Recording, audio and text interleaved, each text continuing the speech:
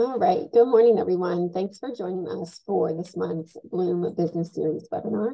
My name is Hannah Beard, and I'm the Marketing and Merchant Engagement Manager with Downtown Inc. Today's event is made possible by our presenting sponsor, PNC. So thank you to PNC for your continued support of our 2023 Bloom Business Series. Here's a short video highlighting PNC's commitment to our community.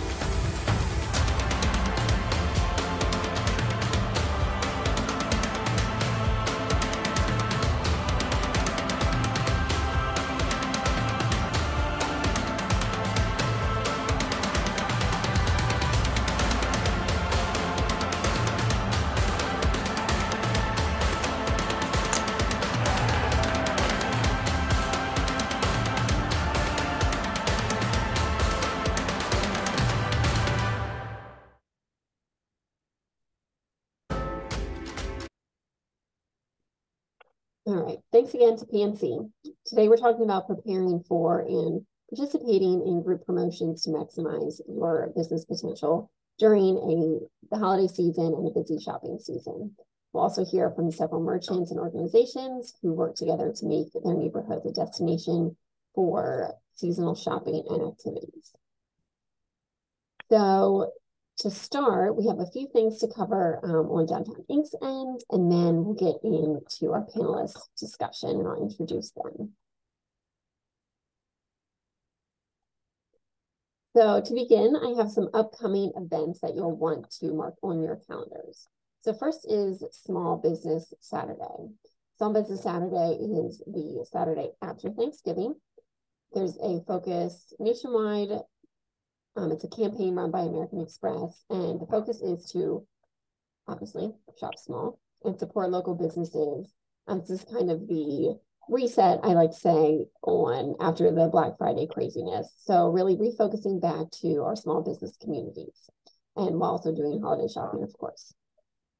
So some ideas for Small Business Saturday. Downtown Inc. will be posting on our Downtown Inc.'s merchant Facebook group and sharing in our newsletters upcoming resources and toolkits, like marketing toolkits from American Express. But there's also a link that will drop in the chat shortly about, directly from American Express, about their Small Business Saturday toolkit. They really lay everything out nicely and make it easy and accessible for merchants to participate in that event.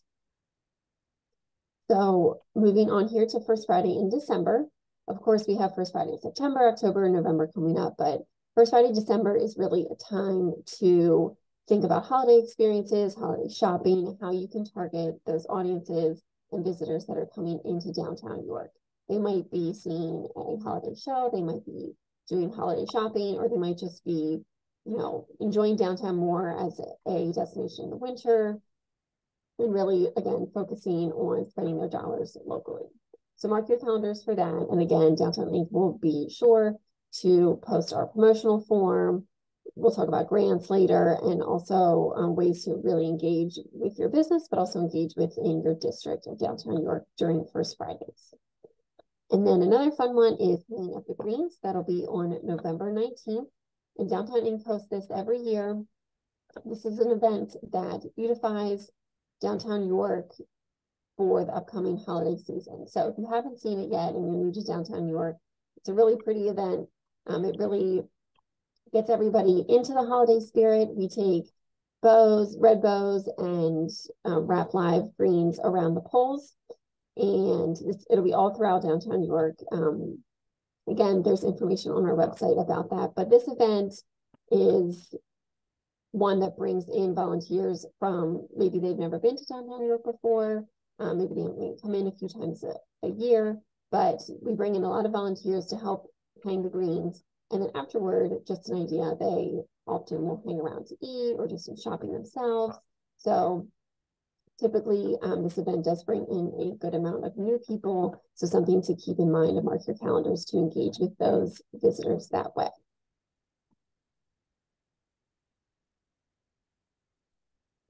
So I have a slide here that is about engagement, enhancing, and extending your business offerings. So first, engaging with the community and or your district events. There's so much going on in downtown New York all the time.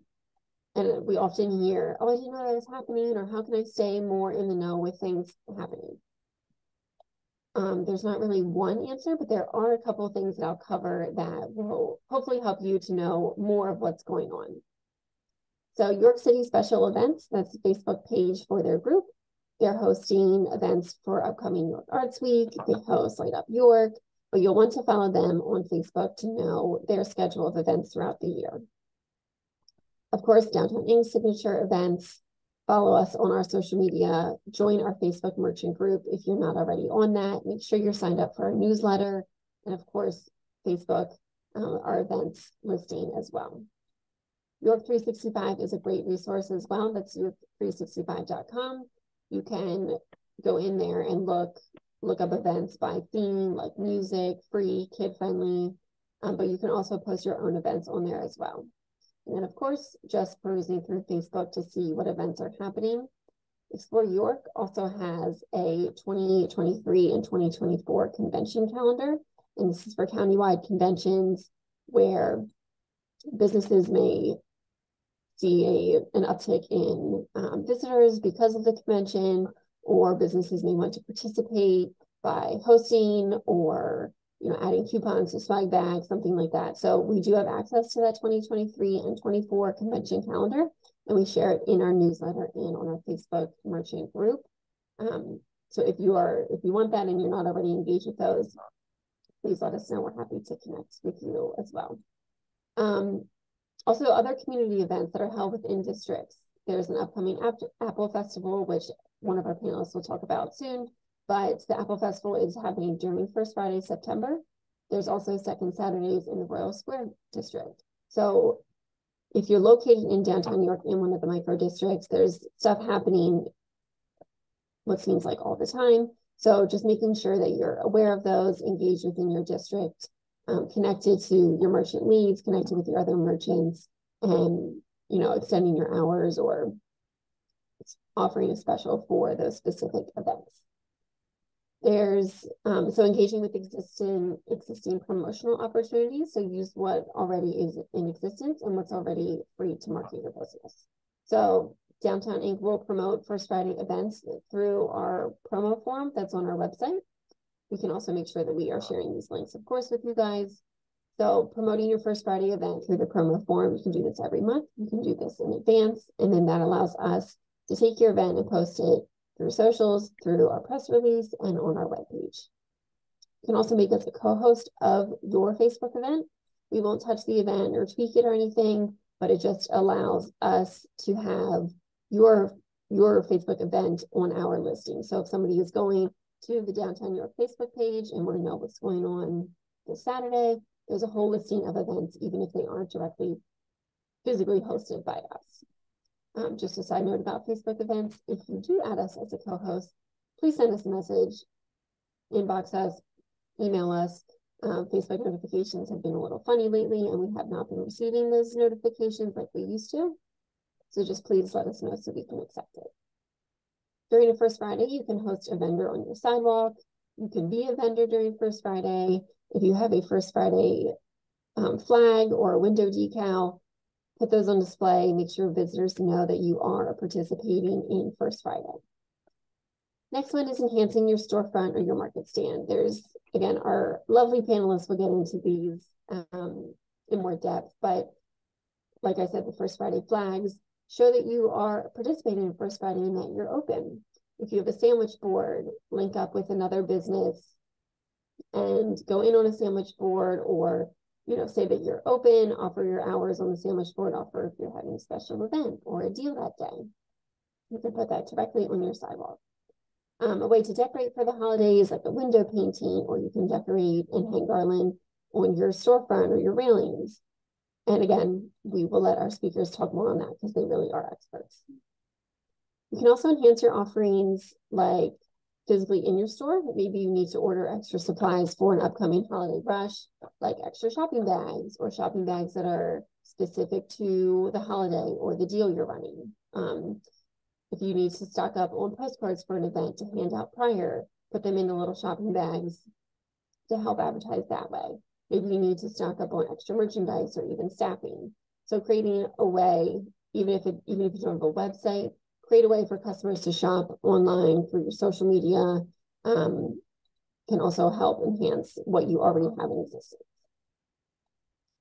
And then extending your hours and open days. I know this is often easier said than done, but if there's already an existing event happening in downtown New York, like a First Friday, try to stay open for that event from 5 to 9. Or if you're able to commit to more hours and more staffing, then tell your customers every Saturday and Sunday from Thanksgiving to Christmas will be open. If you do this, make sure that you update your social media, post about it, update it in your social media bios, update your Google business profile. Just let customers know when they're even shopping in your store, hey, every Saturday you can find us here for, all your holiday shopping needs. So the extend your digital marketing reach. I feel like this could be a whole webinar in and of itself, just about creating ads and boosting posts and sponsoring posts and reaching a broader audience that is also targeted specific to your customers. But more so we can focus on just extending your reach, like your footprint online. So are you posting regularly? Easy way, definitely post regularly. Is your business profile up to date? Make sure that's up to date. Try some video content like TikTok. If you don't want to commit to TikTok, totally get that. But maybe make a video and post it on Instagram.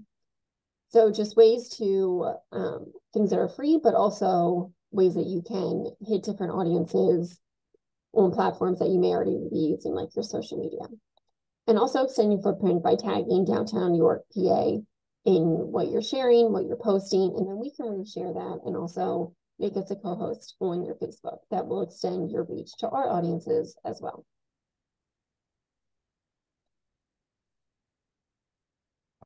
All right, so now I'm going to turn it over to our lovely panelists that we have today. So let's welcome them. Our first guest is Zarah Brooks. She's an owner of Indigo Bleu. She is the owner of Indigo Bleu, a clothing boutique on West Philadelphia Street in the Market District. Zarah is a proud alum of York College of Pennsylvania and a true York native. Zarah is determined to bring a vibrant fashion culture to the heart of York. Her vision is to create a collection that embodies her personal style, adding a touch of uniqueness to the local community. Next is Alexandria Keener Hammond, owner of My Girlfriend's Wardrobe and Preston, Jayne. She has an active role in the Market District Merchant Group and the Market District as a whole, and is currently organizes a few First Friday events for the district. She organizes monthly merchant meetings and hosts events in downtown New York, like the Mother's Day Outdoor Market, that draw people to downtown businesses. Alexandria runs one of the most active Facebook groups for consignment, resale, and thrift store owners, where store owners from all over the world support one another and offer advice. And our final panelist is Ashley Zimmerman, Director of Development and Sustainability for Northern Central Railway of York. Ashley is a York College graduate with a marketing degree. After years of being in the apparel industry, Ashley made the jump to nonprofit during the pandemic. For 3 years, Ashley has overseen fundraising, community development, event planning, and marketing at Northern Central Railway. Her favorite part of the job is watching multiple generations of families enjoy the unique train excursion she and her team produce. So thanks to all of our panelists for joining us today.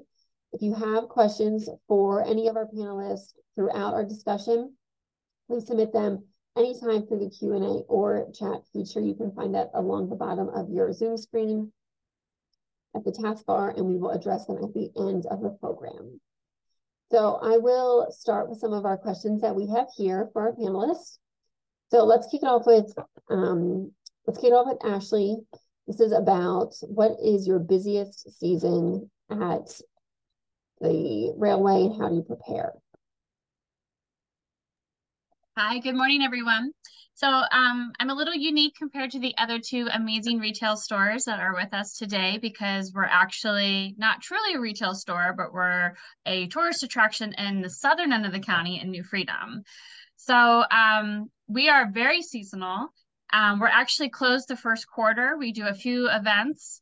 And then honestly, the fourth quarter is crazy for us. Anywhere between the leaf peeping season of fall foliage to Christmas, it's a full hallmark experience that we're producing in the fourth quarter nonstop. So we're always preparing, trying to rest, knowing that the fourth quarter is coming to us very soon, but that's our busiest season is the fourth quarter. Everybody wants to see Santa Claus on a train, so we provide that. Thanks, Ashley. And Zarah, how about you? How do you prepare at Indigo Blue for your busy season? And So when my is it? so my busy season is fall through Christmas season. So everything starts kicking off for me, I would say around September in the shop. So this is when we have our end of summer sale. We have back to school shopping, Black Friday, Small Business Saturday, and then right after that is holiday shopping. So there is a ton of events within a small window frame that needs a lot of planning because these 4 months are really crucial for you to have a good year. So these months take the most planning and also the most smart buying to ensure that you have enough product for the demand, but you're not overbuying. So this means I need to bring in extra clothing. I need to bring in gift items. I need to bring in holiday decor, also holiday outfits. But for an example, Small Business Saturday is our single busiest day of the year. So I bring in 3 times the amount of inventory than I usually would have. So that takes a ton of prep just for that single day alone. Thanks, Zarah. Alex, how about you? So my busy season is actually quarter four into quarter one. And mainly because, like Sarah said, we have shops on Saturday, we have holiday shopping. And then also for my store, at the end of December, we have our semi-annual sale. And then in January, we have our spring release and just a lot of events too in a short period of time. So we have a monthly event that we do every month in store. It varies between the months. So in addition to planning for Shops on Saturday, Black Friday, I'm also planning for these other events and stocking up on the items that we're going to need for those. So one of the things that I'll start doing too is try and do any prep work that I can for these 6 months as early as I can. So get ideas out of the way, just have some sort of idea of what I'm going to do for the event, and then finalize the little nitty-gritty details as needed. So, Alex, you said 6 months in advance you'll plan. Yes, pretty much. And Zarah, how about you? So that sounds... So everything is planned a season ahead for me. So the majority of fall and winter clothes have already been bought for in summer. So right now I'm looking at clothes late winter and then spring of 2024, which is kind of crazy. So I'm always a season ahead. With clothing, it's always pre-order. So you really have to schedule out your deliveries. I know starting in September, I have deliveries coming in a couple times a week until Christmas. So for me, I'm constantly rotating product and I usually never repeat clothing. So on the other hand, for me, that creates a lot of work. So I'm always constantly trying to find a new product pretty much every day, all day. And Ashley, how do you guys prepare and how far Yes. in advance? So for our gift shop merchandise, we pick items anywhere between 4 to 6 months in advance. So we've already bought for Christmas. We're finalizing apparel for Christmas and everything is on order for us. Our event planning, we plan out the whole year in the December the year before. So last December, we were already putting our calendar together for this December. So we run excursions every single weekend. So it's always something different every weekend. So we have to plan almost a full year out. And then as we get closer to the event, we'll finalize the nitty-gritty details, usually about 2 months out or so.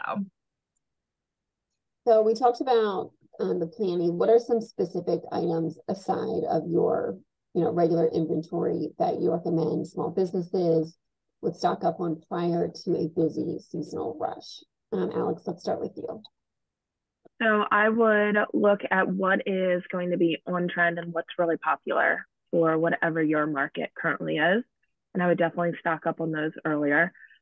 Also, your basic, like I call them office supplies. So your bags, any labels, stickers, receipt paper, things like that. You want to try and have those before your busy season.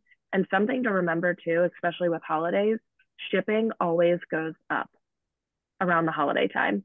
So if you can order all of your supplies in bulk and have them that it'll at least last you into January, you're going to save a little bit on shipping too.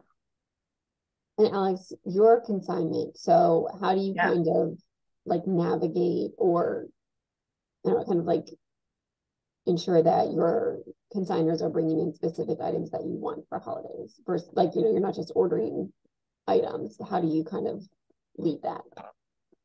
So I have an active email list that I send out to all of my consigners. So I am always letting them know what we're looking for, what is selling best. I'm also doing a lot of social media posting. Like right now, Louis Vuitton is one of our best sellers, and they are selling very quickly, and they're also higher price points. So I want to make sure that we are well stocked in that for Q4.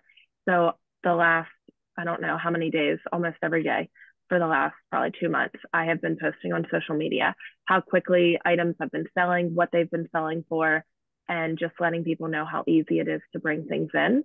And with being consignment, I actually switched to taking all seasons all the time. So right now, I actually have items that I'm storing for our spring release, which is going to be in early January.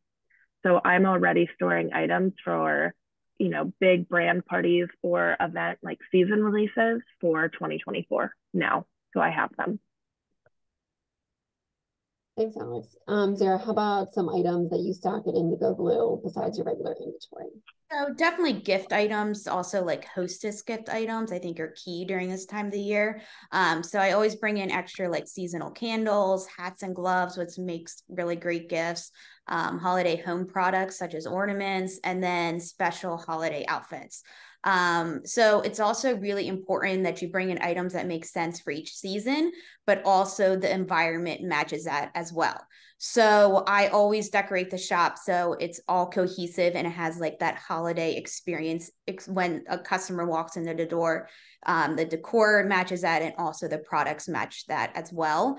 Also, 2 gift cards. This is when the majority of my gift cards are sold within this time frame, so I always stock up on those.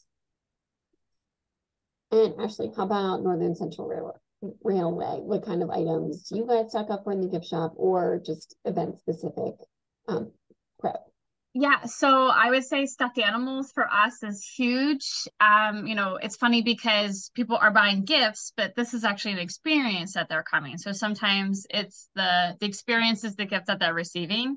So any smaller little items, those like, Mommy, I have to have this. Can I please have this? Even though they've already done all their Christmas shopping, like those little stuffed animals, those Christmas ornaments, those souvenirs with the year on it, things that they can remember their holiday experience or holiday tradition with us.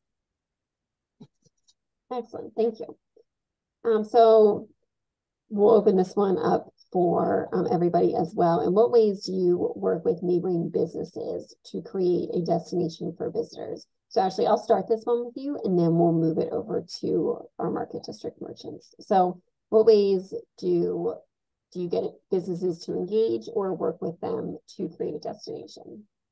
So Northern Central connecting with the other businesses, not just in New Freedom, but along the trail, has been a huge part of our success. So we're a proud trail town business.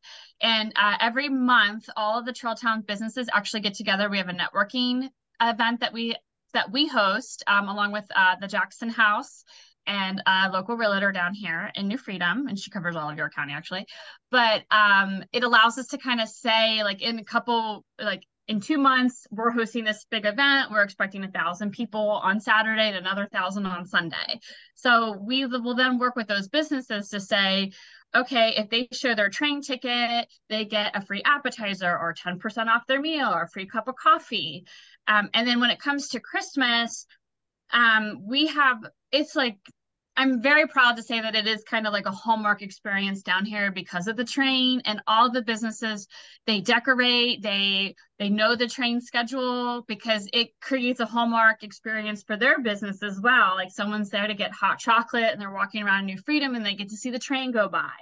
So we try to work with all the businesses along the trail so they know that what we're doing so that they can benefit from it as well, because it is connecting all of it together. Alex, how about you?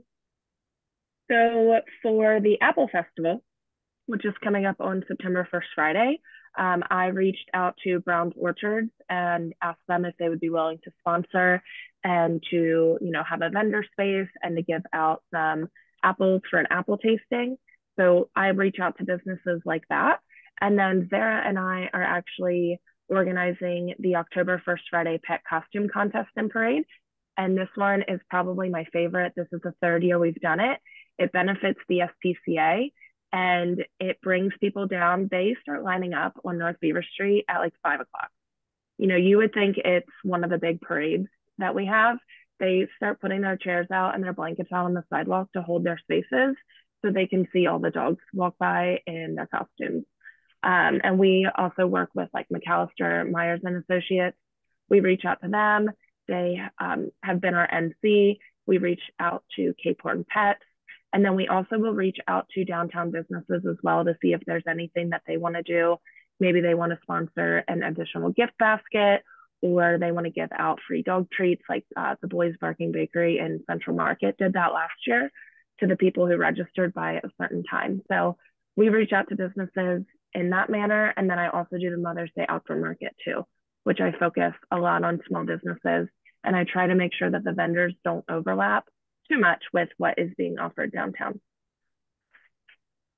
Thanks, Alex. And Zarah, how about you?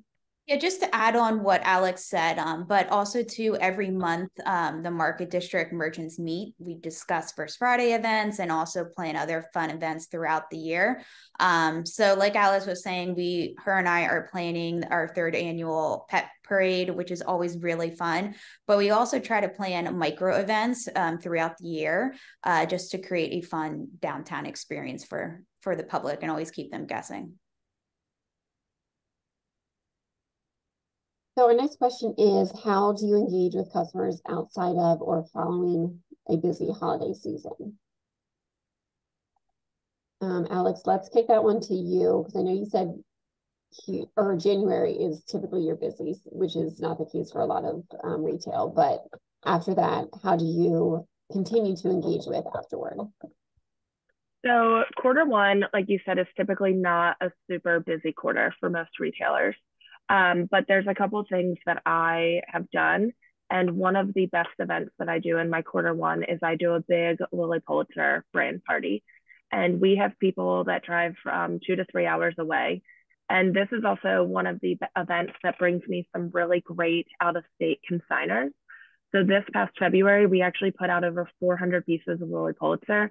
We had people waiting in line outside of the store before we opened for an hour and 45 minutes. So I really look at the brands that sell well, the categories that sell well, and then I will plan events around those details, and I will try to strategically plan them in, certain months. Like February was always a slow month, so we started doing the Lilly Pulitzer event, and the Lilly Pulitzer event is actually my single best sales day, beating out Black Friday and Shop Small Saturday for my business, which is just crazy. And I let customers know about those items or these events with events on Facebook, social media posts, social media ads, email marketing, text message marketing. And then we also do posters in store and we have handouts as well. So for any event that we do in store, we go through about 200 to 300 handouts in person just to our customers. Excellent. What would you say your most effective method of communicating those events is? I would definitely say my text message marketing. Most people, when you get a text message, you're going to look at it and you might read it just once, but you're still going to read it. And that will hopefully be something that you kind of think, something will make you think of it later. and you might go back to that text message or go back and add it to your calendar. And is that a program that you use? Could you share with the group like the program or software they use for this text message? Yeah, so I use Loyal Edge, digital loyalty program and text message marketing. So it's a loyalty program and text messaging system in one. And it's actually owned by a really great guy named Andy, who is another small business owner. All right, Zarah, how about you? How do you engage with your customers outside of or following the busy holiday season? So definitely social media, constant social media is key. So I do a lot of try on videos on Instagram stories. So every time new products come in, I will try them on and talk about the product. So that really gets people engaged, and also I guess creates like customer feedback too. But I also do email groups and I do texting group as well. And do you see like positive return for texting as well, like Alex does? Absolutely. Yeah. Just like Alex said, they get it right on the spot. They're going to look at their phone. And the company I go through is called Send Text. All right. And Ashley, is there a slow season at the railway, or are you guys constantly hosting? Well, I mean, we're constantly doing something. So I will say that there are the dog days of summer. You know, people definitely are more likely to stay close to home over the holidays usually. In the summer right now, we're competing against family vacations. Luckily, staycations have been very popular the last couple of years, so that's been helpful for us. We get the majority of our customer base walks through our door on the fourth quarter. So by creating a great experience for them in that fourth quarter, they're more likely to come back as a repeat customer. So email marketing is very strong for us along with our social media. So we are already pushing fall and Christmas now.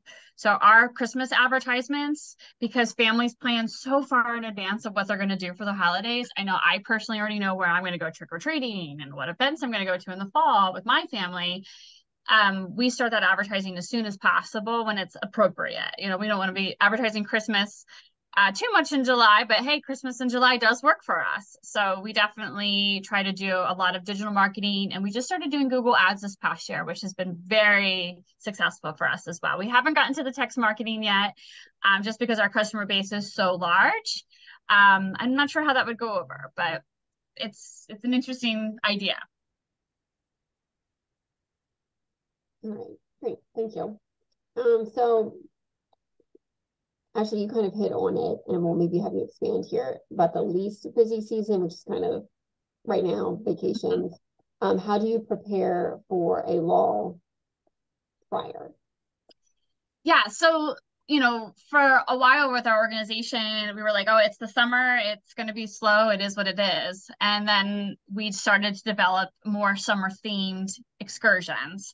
So this coming weekend, we are doing the end of summer special with only $17 train rides, which is a great opportunity. It's a lower price point. So, you know, we'll see an uptick and customers coming because it is a lower price rate for them to come in and experience the train. Ice Cream Express has been a huge hit for us. They're typically sold out experiences. It's a summer Friday night thing you can do with your family that's low cost. So we're very mindful of our price points. We know we have to do lower priced items in the summer because we're competing against more activities. And we know in the fourth quarter they're going to come. So we know that we can increase our prices at that time. So we have to balance out what we're offering, what the experience is, also what's happening in the community. We're partnering with Dogs Day in the Park on Saturday. We're doing Tales on the Rail, so you can bring your four-legged friends to ride the train, and it's going to happen at Marge Goodfellow Park, which is also where the Dogs Day in the Park event is happening, and a percentage of your ticket sale goes back to the Animal Rescue. So we look for successful events that are happening in the summer and work with those organizations and how we can support them. Literally tearing up thinking about dogs on the train. It might be a little messy, but we're excited. So we'll see how it goes. It's so cute. Alex, how about you? If there is a law, how do you prepare for that? So typically my slower season is quarter two. Just mainly because, the spring weather can be so different every single year and every week. So what we do is we will try and plan some events, especially, if we know it's a really good, strong event. So we do that. We do the Mother's Day outdoor market, which ensures people are going to be coming down on Mother's Day and spending some time downtown. And then I also will look over my payroll costs and try to make sure I don't have to order as many supplies during that quarter. That way those costs are, less painful down the road. Thanks, Alex. And Zarah, when's your busy season and what steps do you do to prepare for that? So my least busiest season, I would say like February and March. So right after the holiday rush. So it's important that it's really smart spending during this time. So all of my winter clothes are done buying. I do have scheduled deliveries that come through those 2 months, but it's coming in a couple times a month instead of a couple times a week.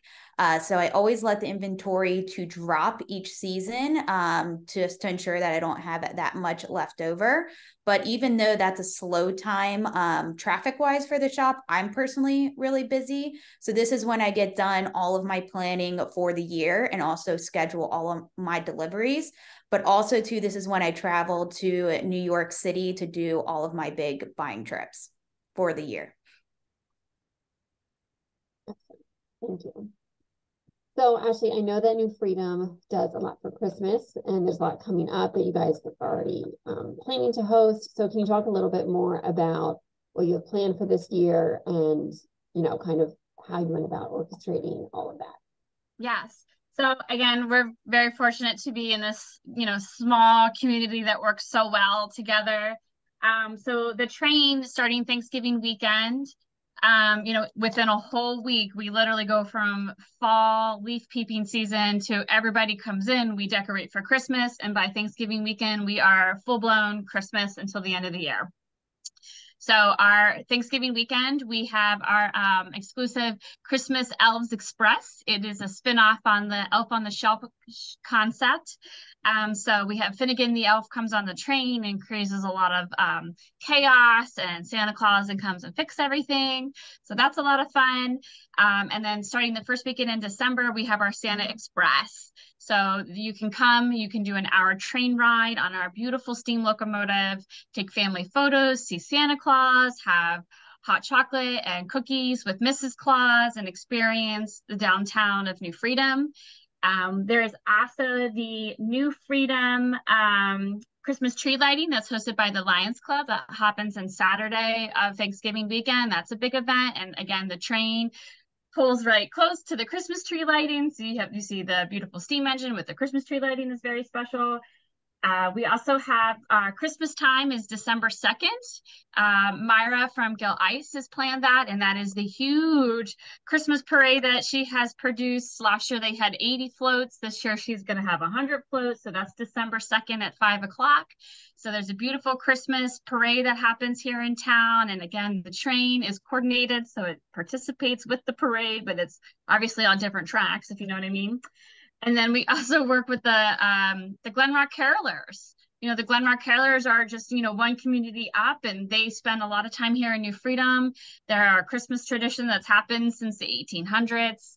So that's really special too. And we coordinate with them, and when they're singing at different locations, and they'll be joining us on, I think it's December 10th. We'll be doing a special train ride with them. So lots of Christmas family traditions that can happen here in New Freedom. So we're very excited about it, and it's a great time to come see us. Yeah, so much good stuff.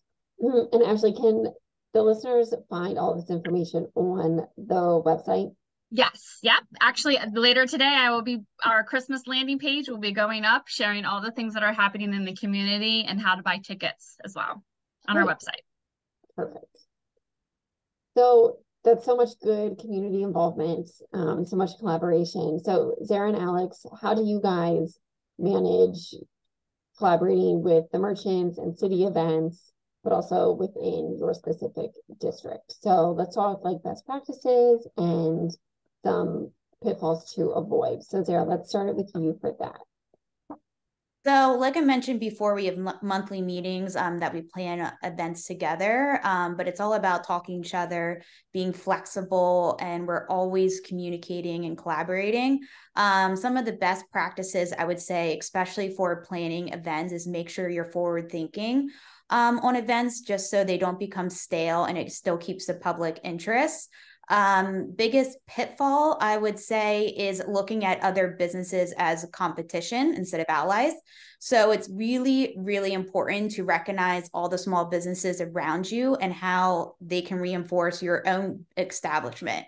So the more businesses, the more events will generate more people, not from your area, but surrounding areas. And then in the end, will help thrive your business. So I always make it a point to promote other businesses around me. And if a customer comes in, I'll say, hey, you should go check out so-and-so's business, or someone's having a sale. I say, oh, did you hear about their awesome sale? Or if a customer comes in and they are looking for something and I don't have, and I say, hey, Alex around the corner has that, you should go check her out. So I never look at it as losing the sale rather than to somebody else, rather than creating a really good experience for the customer in downtown York. So then they'll go home and say, hey, look, York has a lot to offer. Let's go back there. Love that. Thanks, Sarah. Alex, how do you manage collaboration with the other merchants in the district and even citywide as well? So just to kind of piggyback off what Zarah was saying about working with other businesses and not seeing them as competition, I've sent so many people to other places downtown, whether it's, to try new things to eat. But I have also sent people to other consignment stores in the county, and I have called those stores to say, hey, do you have white skinny jeans in this size? I have a customer looking. And people are always so surprised. But like Sarah was saying, you want your customer to have a good experience. So if they have a good experience at my shop, they're going to come back downtown. They might just come back for me, but then I can get them into other businesses as well. And as far as working with other businesses on events and things like that, make sure you have kind of a little event committee and that the tasks are equally divided up. You don't want one person doing the lion's share of the work. And just having good communication. And if you are participating in the event, you want to make sure that you're honoring your business hours so that people aren't coming downtown for the event, but then being a little bit disappointed because somebody wasn't open that said they were going to. Excellent feedback from all of you and excellent responses to all of our questions so far. So I'm going to spend a couple minutes here to answer some Q&A that we have. If you didn't submit a question yet, but you would like to, there's of course still time to do that. So please feel free to drop them in the Q&A or the chat. So let's talk about decorating for each season. I know the Market District has some window painting that they do. Are you guys planning on doing that again this year? Alex or Zarah, I'll open up to either of you for that. That's something that typically each store handles on their own. So the window painting that happens isn't a district-wide coordinated effort for the holidays, but I know a lot of people, I think, use Antidote. So it's her username, I think, on Instagram. So a lot of people will reach out. And I actually just saw her Facebook post yesterday. She is accepting commissions for fall. Not holiday yet, though, she said. But so if you want to do a fall window painting with her, definitely go find her on Instagram and reach out. Yeah, she's awesome. I've worked with her many times and she's done many windows for me. So I absolutely love her. But yeah, we'll have our holiday windows kicks off in November, which I plan that in the beginning of Ashley, how about this question for you? Do you guys offer any online sales through the railway, or are there any coordinated outside of the ticket sales? Do you guys offer those? So we work with Explore York and the Cultural Alliance on the different platforms that they use. They have different passports, so it's the cultural trails that will offer a special promo code for discounts off tickets. But we typically don't discount our tickets too often because we try to have that value of the different experiences throughout the year. So if you're like, I really can't afford the $100 wine and cheese train, well, that's okay because we have other experiences that you can come and see us with. But we really heavily work with Explore York as a tourist attraction. They have helped promote us so much, and we're so grateful for their relationship, along with the Trail Towns business has really helped promote the events that we have going on too, and the Cultural Alliance. I think it's I forget what the app is called. I feel like it's Bandwagon or Bangio or something like that, but we've signed up with them and they manage it. We just give them the promo code. So it's been very helpful. Great. And Alex and Zarah, I know you guys both talked about having a presence on social media and doing try-ons and product releases on socials. Are there, is there an easy takeaway that a business could use if they don't have an online website? So Zarah, let's start with you. Do you see better Instagram, better Facebook? What's your go-to? And you said if they don't have a so if they don't want to launch a website yet or do some type of like website sales, what's your takeaway for Facebook sales or Instagram sales either? I think just still being engaging and make sure you're posting every single day and engaging with your customers just to get people excited. So say if you're going to have a website in the future, just talk about that and talk about what's that going to look like so people are excited. And when it launches, then you have your customer base there. And Alex, how about you? I know you're always posting because I see it all the time. It shows up on my feed all the time. I'm like, stop shopping, but tell us about that. So we post to Instagram a lot more than we do Facebook. So everything we share to our Instagram stories is also shared to our Facebook. But usually in about a 30-day period, we will have a little over 900 posts between Instagram Reels, static posts, and Instagram stories. That's one of the things, just being a consignment store. We have new items coming in every day. We have 300 to 500 items that arrive every single week. We have one of everything. So there's a little, bit of FOMO that's already created just by our business model.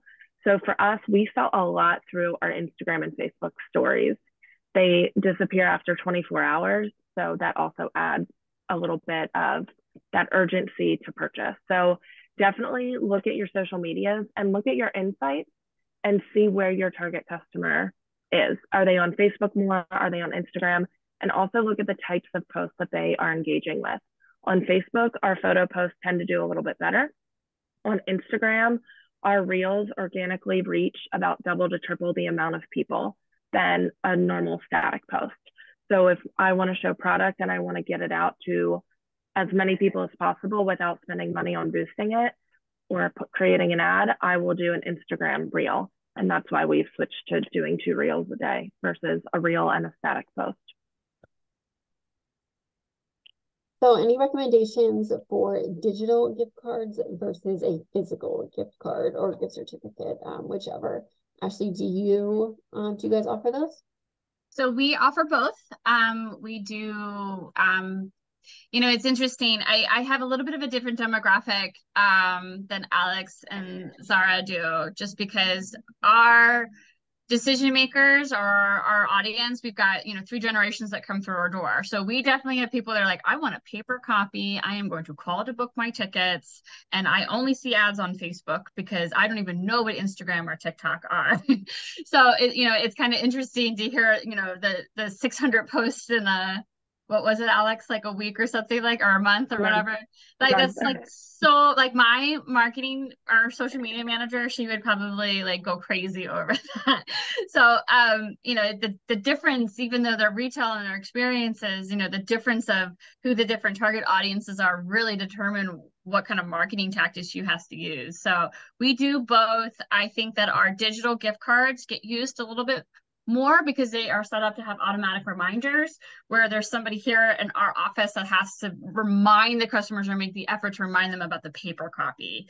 So, but that's definitely key, is to remind customers that they have the gift card, because so often it goes into their wallet or their email and they forget about it. And you do want them to come spend that money, because they'll probably end up buying something else as well. So that would be my do both, because you don't know who your demographic is sometimes, and remind them to use it. Alex, how about you? Gift cards, digital, in person? So we do more like physical gift cards. They can use them on invoices through our point of sale system.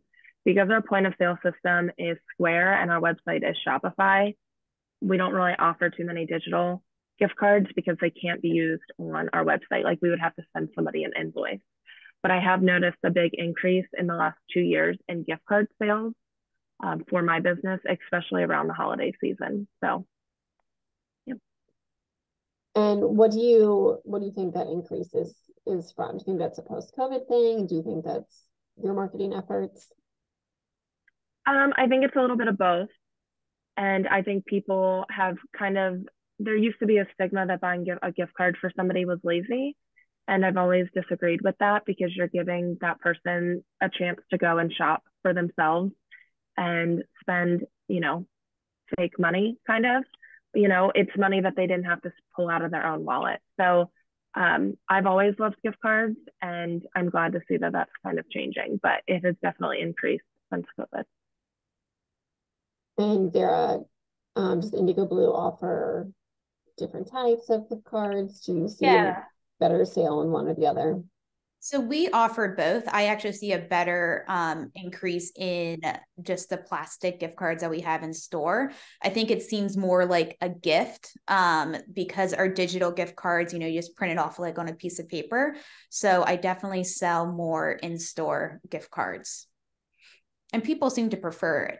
So I would like to go digital, but I still have the majority of people that would prefer a gift card in person. So our last question here is asking for recommendations or best practices to connect with Airbnb guests, and specifically to downtown New York, Yorktown hotel guests.